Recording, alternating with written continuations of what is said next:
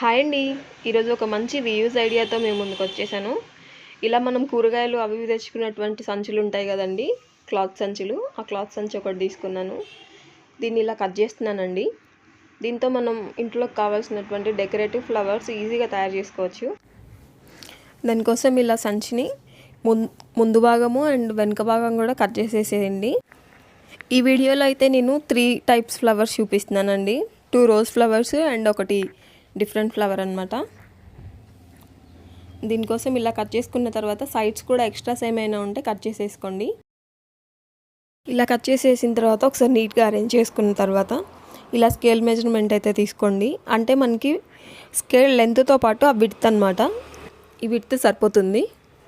ఇలా పెన్ కానీ పెన్సిల్తో కానీ ఒక మార్క్ చేసుకొని ఆ మార్క్ వరకు మనం కట్ చేసుకుందామండి.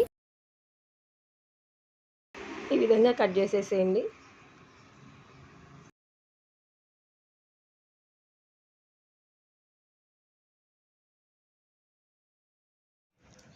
ఇలా వచ్చింది కదండి. దీన్ని ఇలా ఒక సైడ్ కట్ చేసేసుకోండి.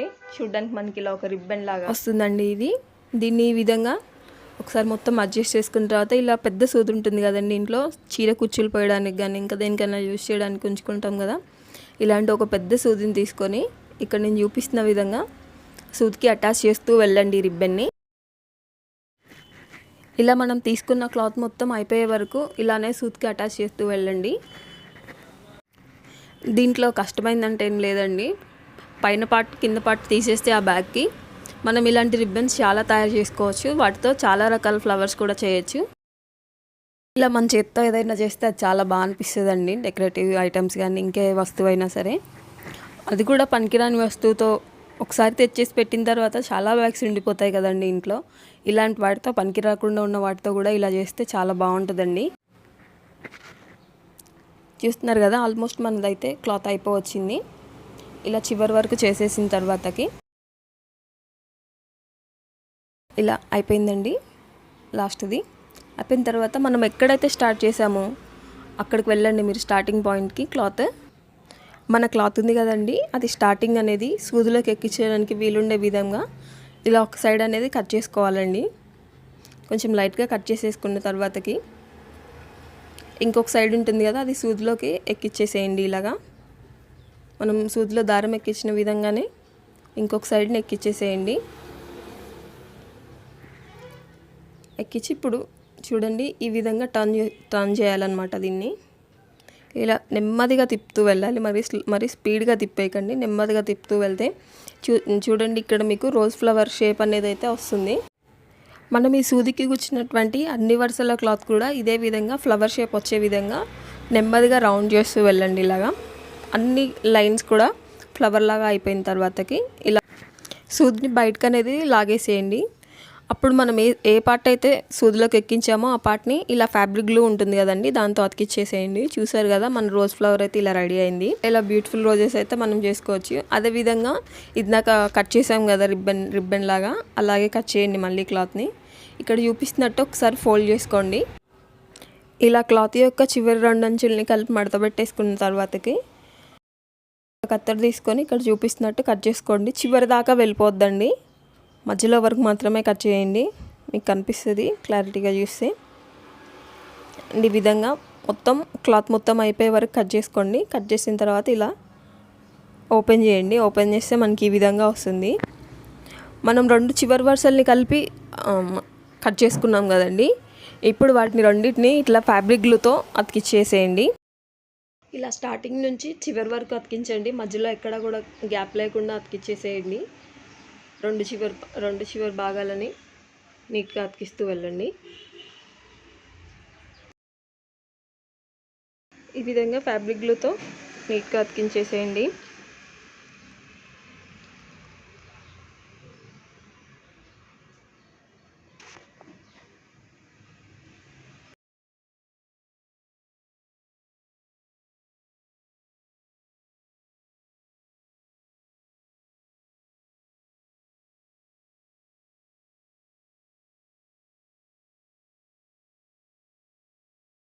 చివరి దాకా అంటించేసిన తర్వాత కొంచెం సేపు అయితే గాలి కారనివ్వండి.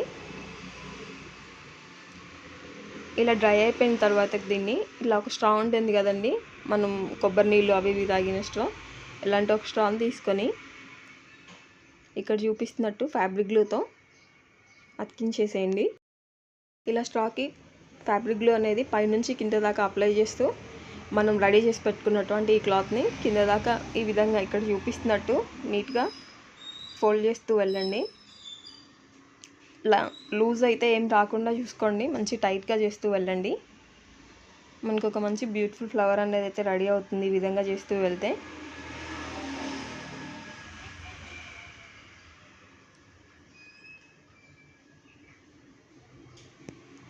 చూస్తున్నారు కదా, ఎక్కడ లూజ్ లేకుండా అండ్ మంచి నీట్గా ఫోల్డ్ చేస్తూ వెళ్ళండి. ఒకదాని మీదకి ఒకటి వచ్చేయకుండా నీట్గా చేస్తూ వెళ్ళండి.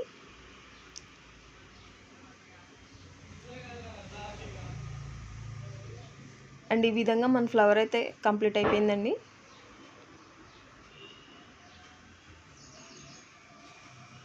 చూడండి ఎంత బాగా అనిపిస్తుందో మన ఫ్లవర్ అయితే.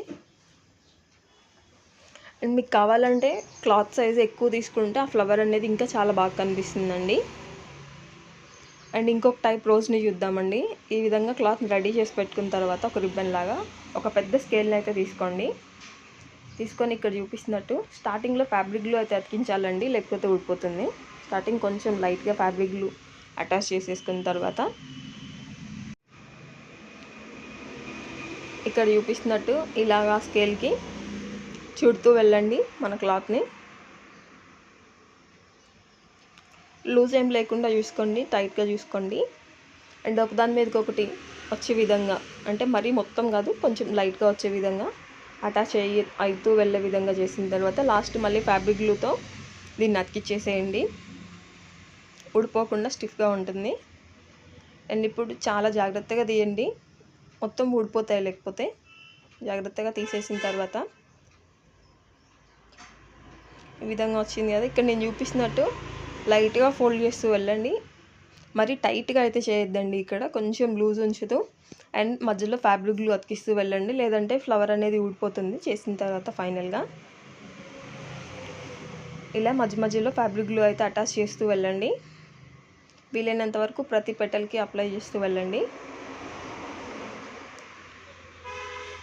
ఇది కంప్లీట్ అయ్యే వరకు చూడడానికి రోజులాగా అయితే అనిపించదండి. చూడండి, ఏదో చుడుతున్నట్టుంది కదా. అండ్ చివరి వరకు కూడా దీన్ని ఇలాగే ఫ్యాబ్రిక్ గ్లూ అప్లై చేస్తూ ఫోల్డ్ చేస్తూ వెళ్ళండి, కొంచెం లూజ్గా వచ్చే విధంగా చేస్తూ వెళ్ళండి.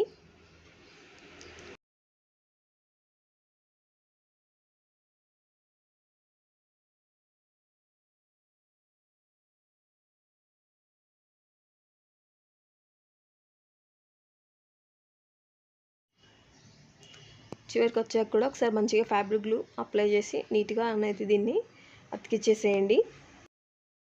ఫ్యాబ్రిక్ గ్లూ డ్రై అయిన తర్వాత ఇలా పెటల్స్ అయితే ఓపెన్ చేస్తూ వెళ్ళండి. నేను చూపిస్తున్నాను కదా, చూడండి, లైట్గా ఓపెన్ చేస్తూ వెళ్ళండి, మరి ప్రెషర్ ఎక్కువ అప్లై చేయకుండా. ఇలా ఫ్లవర్లో ఉన్న అన్ని పెటల్స్ని ఓపెన్ చేస్తూ వెళ్ళండి నీట్గా. చూడ్డానికి మన రోజైతే చాలా బాగా వస్తుందండి.